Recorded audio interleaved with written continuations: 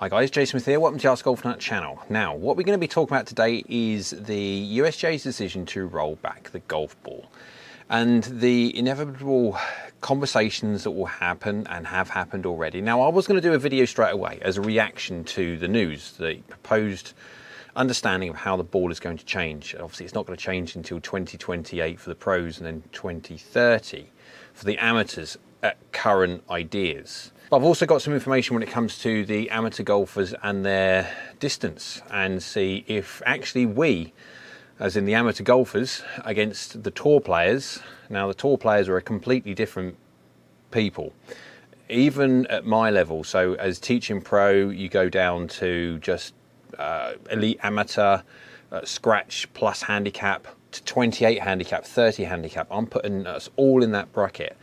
Tour pros are a different beast. So do we really need our distances curtailed? So my point of view is that no, they don't. The amateur really needs as much distance as they can physically get. And obviously, remember, distance is an enjoyment of the game and all stuff like this. I don't think penalising them is a good idea. What are the current test parameters? This is something that everyone has to be aware of, because depending on what they're going to do with the golf ball, they're going to curtail the distance. There are certain metrics which they use at the moment, of which they are changing to then come up with this distance loss reduction. And the current yardstick is this: a golf ball cannot go any more than 317 yards plus an error of 3 yards, so 320. This is overall distance, not carry distance, this is overall distance, from a swing speed of 120 miles an hour, which is far greater than any normal golfer can do. I can't swing at 100. I mean, I think my fastest swing speed I've ever done was 121 something, point something. But yeah, I just crazy. 10 degrees of launch and 2,500 spins, so 2520 RPMs of backspin. That is the current metric. Now, I do not know where they get this information from a point of how they measure it. Are they measuring it outside of TrackMan, which would ideally be the only way you can do it, because if you're testing multiple golf balls with multiple dimple patterns which have different aerodynamic flight profiles, you need to be using TrackMan, not quad. I've got quad and I love that quad, that's great, but it can't be used for testing golf balls because the quad is programmed with a Pro V1 aerodynamic profile. When you're looking at other golf balls which have distinctly different dimple patterns, are designed to fly differently, then you're not going to get the right. So that's a different video, but you kind of get my point. So it would have to be done using TrackMan. If you're going to do it with TrackMan, you've got atmospherics. Atmospherics cause error far greater than the 3 yards of error of which the current metric is.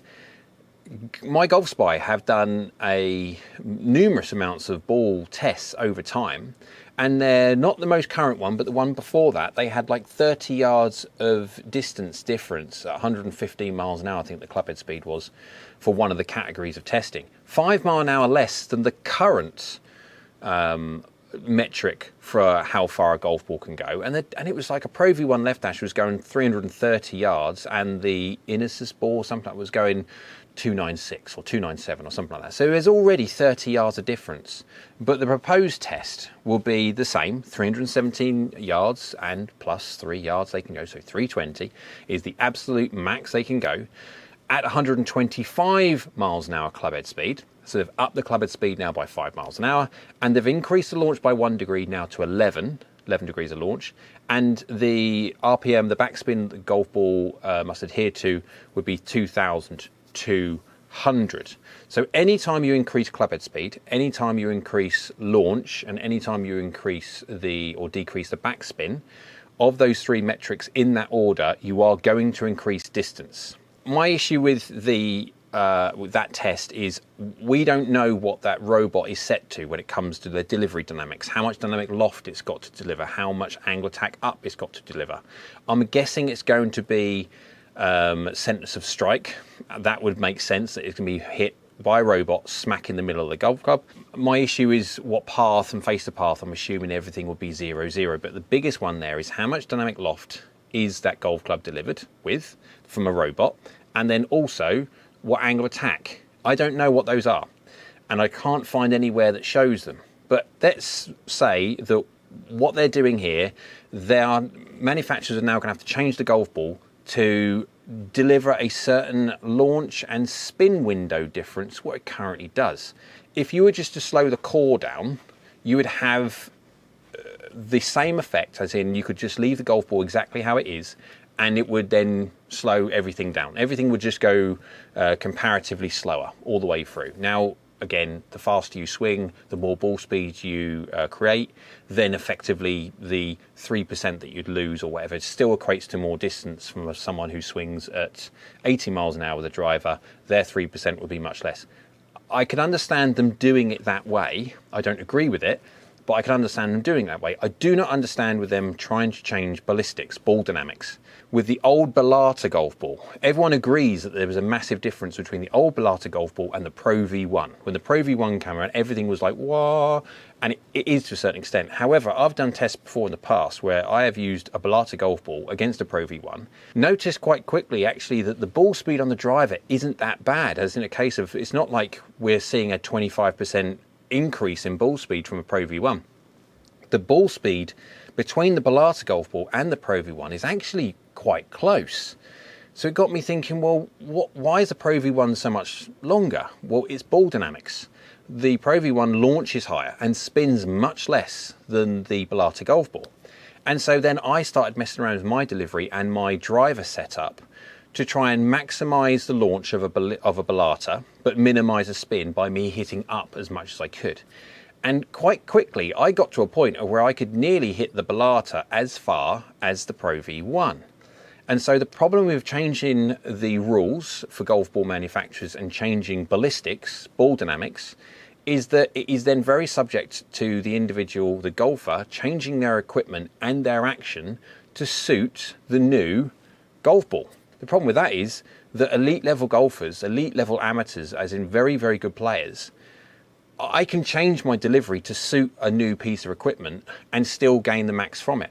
Most amateur golfers haven't got that skill set, so they are going to be impeded by this much, much more than the elite golfers. So, of course, if you're going to measure it with TrackMan, it's got to really be done indoors in a hangar, which is 400 yards long.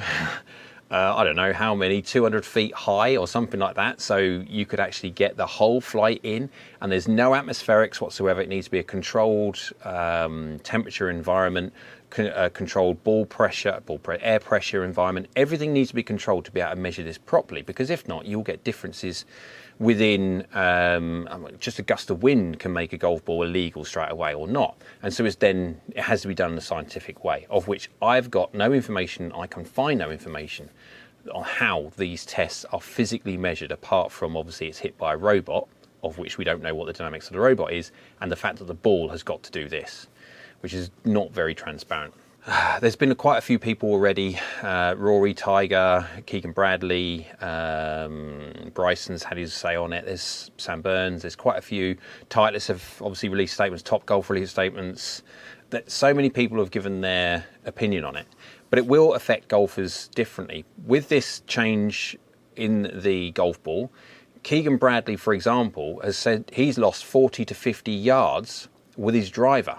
And that's because with their change in the golf ball and the parameters of how the golf ball must launch and spin, because of the way he hits the golf ball, he is massively adversely affected by it. Where another individual who delivers the driver differently, then they will get a lesser of a disadvantage because of the new regulations. And that is my problem. By doing it by ball dynamics or ballistics, a golfer can change their delivery dynamics to then suit this new metric. And so some people are going to be massively affected by it, which is effectively not fair, you could argue.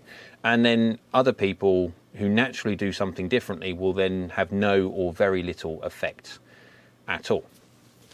So I'm going to put up on the screen now what the average distances effects that the USGA feel are going to have on different elite males, elite females, as in we're talking PGA Tour players and LPGA Tour players, etc. And then we have also at the bottom there, you can see the average male amateur and average female amateur. And they're already saying that it's only going to affect the elite male, on average, this is average by 9 to 11 yards. Well, if that was true, let's just say that was true, everyone would agree that the uproar that all this whole idea about distances going too far and golf courses now not being long enough is not because of 9 yards. We are talking about drives that are hitting 350, 360, and now we're not talking golf course dependent. If you go play St Andrews in the summertime at the Open, then you're regularly going to see that because of the conditions that you play in, and that has always been known.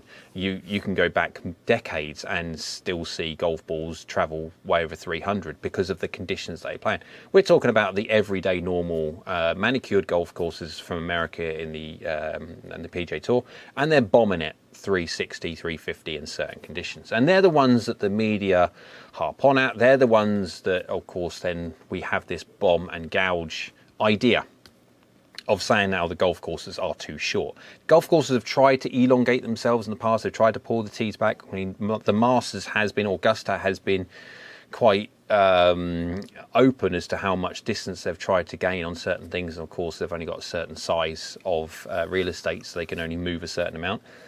But what we're talking about, this is a problem for elite level golfers. This is something that the elite level golfers have effectively caused. I mean, I think Tiger was kind of the one that really stemmed the movement towards the physical aspect of the swing. And so, of course, you always had different being. Gary Player has always been very, very vocal in how he works. Now, of course, he's someone of very, very short stature in essence. So he has had to go down that route to sort of still be current within his peer group. But that's what's effectively happened. We've looked at how human bodies have changed over 20 years or so. And now we are seeing distances go up. Now, there is no doubt that distances have gone up. If you look at the average PGA Tour distances over the years, you can see the distances have gone up. But it's not necessarily because of golf ball, because if it was golf ball and equipment in general, the whole thing, you would see a correlative effect in the amateur. Because if the amateur golfers aren't really getting any fitter, they're just doing what they normally do because golf is not what they do every day. Their day job is what they do every day, and they're excelled at that. Golf is a hobby, and so they do their hobby. Only you're talking about the enthusiast will then tailor a certain gym routine for their hobby. So we are talking about a completely different section. And if you look at the average driving distance by handicap over the last, well, since say 2000, which is a really good measure, up until about 2018, I've got to the 2018 information here. If you go by the red dots are the 6 and better handicaps, like really, really good. They're going in 2000, they're going 240 yards, basically, 242 or whatever that would be. Yeah.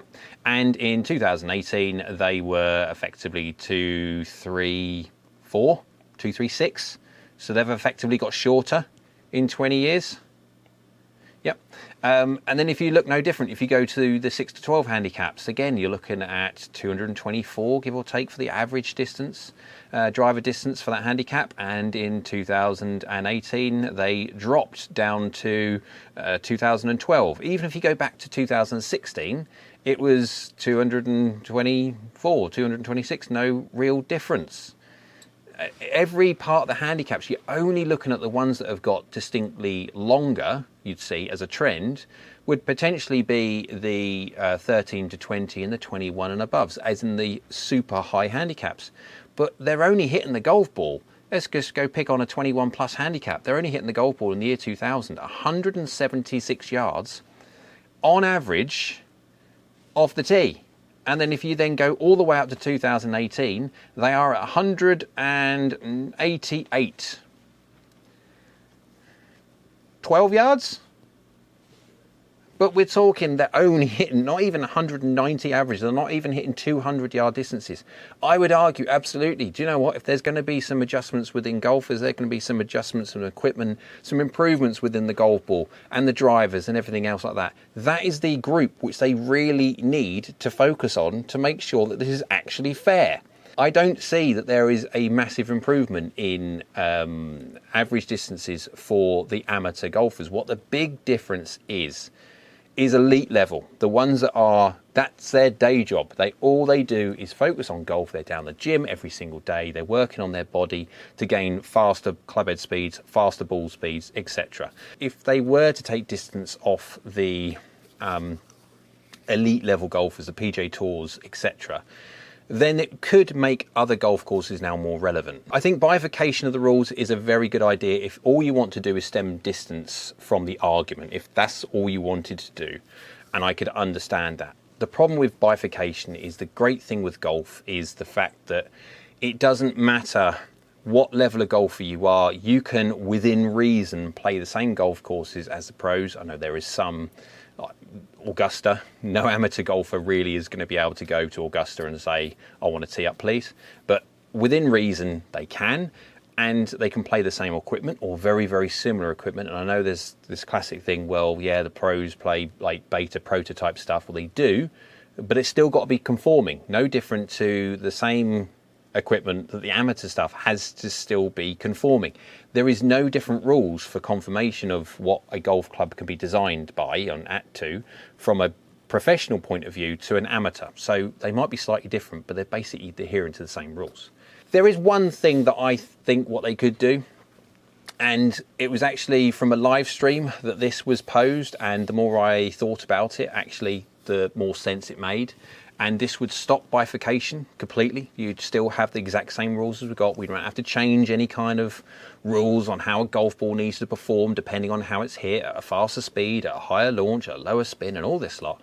We won't have to change anything. With all the costs that it's going to cost for the R&D for the ball manufacturers now, produce another golf ball, which is going to be a bifurcated rules and then moving over to full-on rules in 2030, which is always going to have an impact on retail costs, and that's going to be picked up by the average golfer, not the pro golfer. The golfer that gets his golf balls for free, the person that's going to take that, unfortunately that hit, is going to be the amateur golfer. So it's not fair. Now, the suggestion was, on the PGA Tour, you see it all the time when you're watching it, someone will hit one off the tee, boom it down there, but he'll hit it into the trees or hit it into the left or right rough, and it will go into the spectators. The spectators will hurry around like ants trying to find this golf ball, and they'll find it, and of course it's spectator area, they've trampled all the rough down, and of course the golfer in question goes up to it, doesn't have to find it, the spectators have found it anyway, gets there straight away, hits it, good shot on the green, no penalty whatsoever. The suggestion was this, that every single time a golf ball goes outside of the rough area and goes into the spectators, or behind the ropes as such, instantly OB. That would then take away the absolute advantage that pro golfers have over every single other golfer on the planet. If an average golfer hits a golf ball into the trees, they haven't got 5,000 people trying to find that golf ball, and always do find it. They haven't got 5,000 people trampling the ground down to make the conditions absolutely perfect for when the golfer then goes and finds it to hit off and hit a good shot. What they'll do is that you'll put a much bigger emphasis on the golfer in question. You want to hit it long, off your trot, go for it, boom it down there. But you make sure you hit target. If you don't hit target, you're then absolutely massively penalised by your offline shot. Not at the moment. They are in any way encouraged to do so because of the fact that you get the advantage of being able to find it absolutely and also play a good shot from it because of the ground conditions have been trampled down by the spectators viewing. I thought that was a really very, very good suggestion, well thought out suggestion, and something that the USGA, etc., could really look at doing. I think it had a much better effect on the enjoyment of the game because then you wouldn't have to mess around with average golfers' distances. If anything, I think average golfers could help and be done with every single assistance possible from golf ball or golf club from the driver to get as much distance as possible. Taking distance off them is not going to help enjoyment, it's not going to help participation, and it's not going to help golf in general. So I hope you liked the video. If you did, thumbs up, go on YouTube, like so do I. Down there is a subscribe button. It's free and it's great for the channel if you could subscribe, so thank you. And next to that is a bell icon, that's a notification bell. If you click that one, that will notify you next time I upload another video. So I hope you're well. We'll see you again soon.